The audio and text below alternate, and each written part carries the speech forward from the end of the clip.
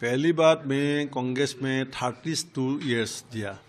कांग्रेस ने भी मुझे एमएलए से लेकर एआईसीसी सेक्रेटरी तक और एपीसीसी प्रेसिडेंट भी बनाया।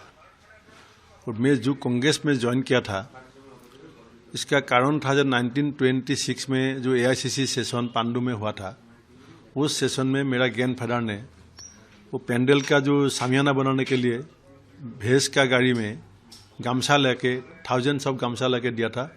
जो एआईसीसी सेशन का पेंडल में ऊपर में एक सामियाना होना चाहिए। वो हमारा पार्टी का साथ रिश्ता है और वो रिश्ता का मुताबिक मैंने कांग्रेस में जानबूझ के ज्वाइन किया।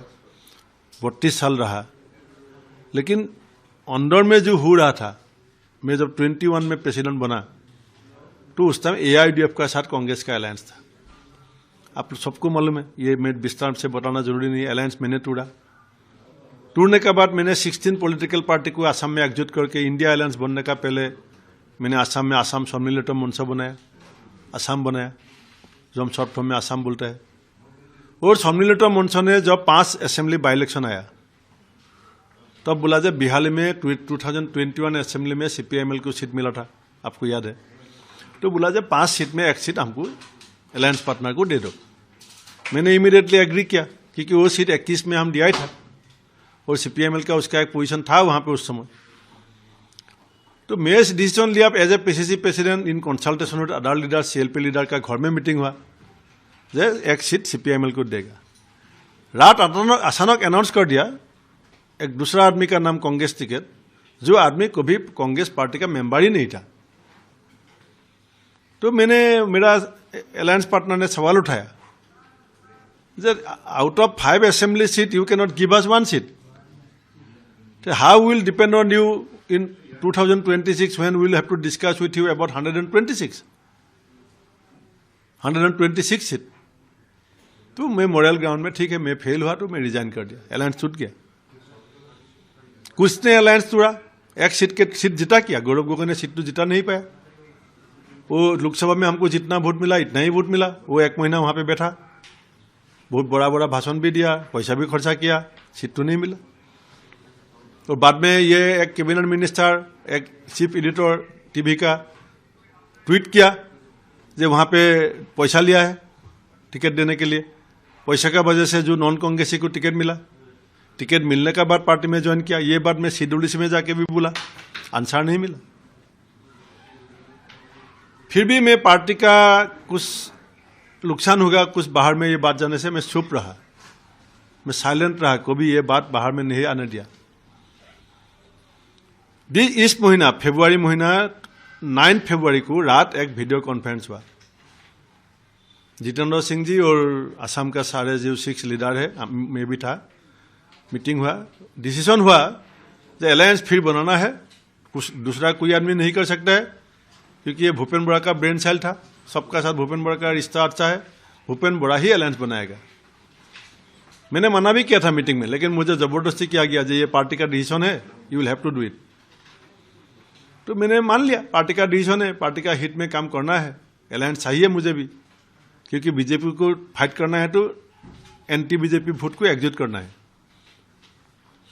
मैंने बातचीत शुरू किया। 9 तारीख रात को मीटिंग हुआ, 10 तारीख से बातचीत शुरू हुआ। 11 तारीख रात गौरव गोगोई ने मुझे फोन करके बोला जे दादा आप अकेला नहीं, रॉकी बुलोशन को भी साथ ले लीजिए। मैं बोला ये तो मीटिंग का डिसीजन नहीं है। तुरंत 2 मिनट के बाद प्रदुल बड़ोले जी जो अनदर एमपी है, उसने फोन किया जे if you will include Rakibul Hussain I will not tolerate.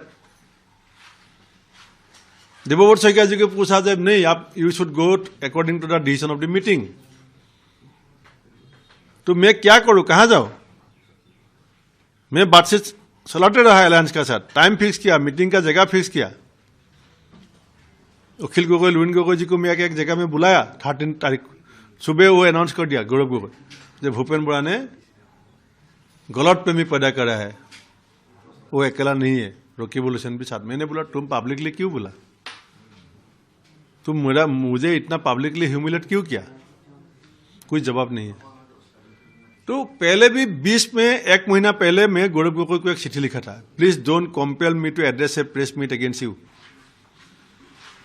और वो जो चिट्ठी में गौरव गोगोई को लिखा था 1 महीना पहले, वो चिट्ठी भी मैं जितेंद्र सिंह और देवव्रत शइकिया CLP लीडर को दिया था, रेस्पॉन्ड नहीं मिला। इसका मतलब क्या है? जो करना है करो। तो रिजाइन किया, हाईकमान को बताया जो ये बात।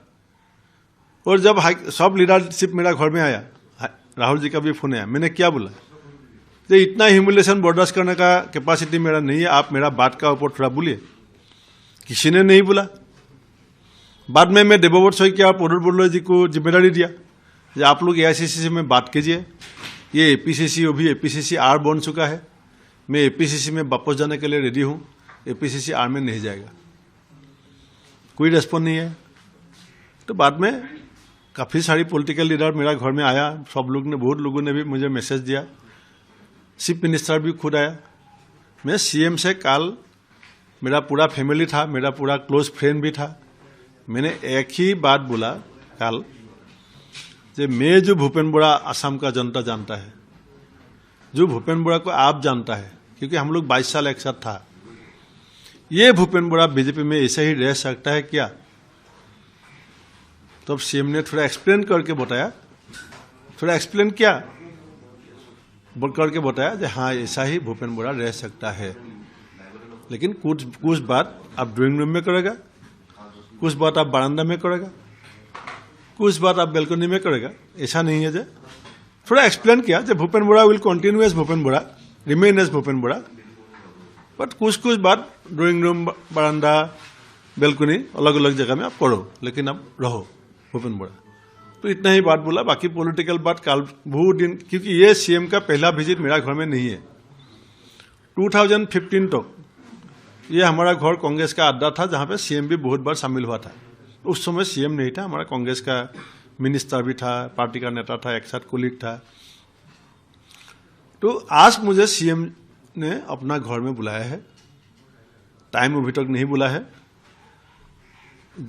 पॉलिटिकल बोला जो आज तो पॉलिटिकल बात का सुजोग ही नहीं मिला, पूरा पुराना बात निकाला, मिजोरम में हम लोग क्या किया था, पुराना जो हमारा 22 साल का कुछ बात निकाला। तो बोला जो आज आप एक बार मेरा घर में आ जाओ, हम लोग जो भी पॉलिटिकल बात करना है हम लोग वहाँ खोल के बात करेगा, इतना ही।